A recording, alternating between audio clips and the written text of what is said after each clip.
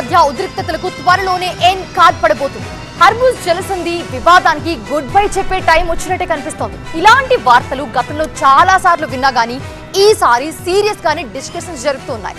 అందులో నిజం కనిపించిందేమో. హార్ముజ్ తెరుచుకోపోతుందన్న వార్తలతో క్రూడ్ ఆయిల్ ధరలు భారీగా పడిపోయాయి. అమెరికా ఇరాన్ యుద్ధం ముగింపు అంశం నాన్నాపులి కథలాగే ఉంది.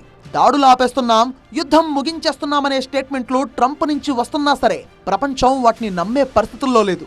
బట్ ఈసారి కాస్త నమ్మాల్సిందేనంటున్నాయి జరుగుతున్న పరిణామాలు. ప్రపంచ దేశాలను కలవరపెడుతున్న హార్ముజ్ జలసంధి వివాదానికి సంబంధించి కీలక పరిణామం చోటు చేసుకుంది. ఇరాన్ పై జరగాల్సిన భారీ సైనిక దాడి ప్రణాళికలను విరమించుకున్నట్టుగా అమెరికా అధ్యక్షుడు ట్రంప్ ప్రకటించడంతో దౌత్య చర్చలకు మళ్లీ తలుపులు తెరుచుకున్నాయి. ఒమన్ మధ్యవర్తిత్వంతో ఇరాన్ తో జరుగుతున్న ఈ చర్చలు సఫలమయ్యే దిశగా అడుగులు పడుతున్నాయి. అటు అమెరికా విదేశాంగ కార్యదర్శి మార్కో రుబియో చేసిన కమెంట్స్ పైన ప్రపంచం మాట్లాడుకుంటోంది. హార్ముజ్ జలసంధి నుంచి నౌకల రాకపోకలను మరింత సురక్షితంగా మార్చేందుకు ఇరాన్ ఒమన్ మధ్య ఇప్పుడు ఒక కీలక ఒప్పందం కుదురుతోందని రుబియో మాట్లాడారు. స్వల్పకాలికంగా షిప్పింగ్ సజావుగా సాగేలా చూడటమే కాకుండా భవిష్యత్తులో ఇరాన్ అణు నిరాయుధీకరణమే తమ అసలైన అల్టిమేట్ డీల్ అని రుబియో కమెంట్ చేశారు. మొత్తానికి హార్ముజ్ పూర్తిగా తెరుచుకోనుందనే సంకేతాలతో మార్కెట్లో ఆ ప్రభావం కనిపించింది. అంతర్జాతీయ మార్కెట్లో క్రూడ్ ఆయిల్ ధరలు ఒక్కసారిగా పడిపోయాయి. West Texas intermediate WTI oil ధర ఏకంగా 5% తగ్గి బ్యారెల్కు $76.32 పడిపోగా బ్రెంట్ క్రూడ్ ఆయిల్ ధర $80 దిగువకు పడిపోయింది.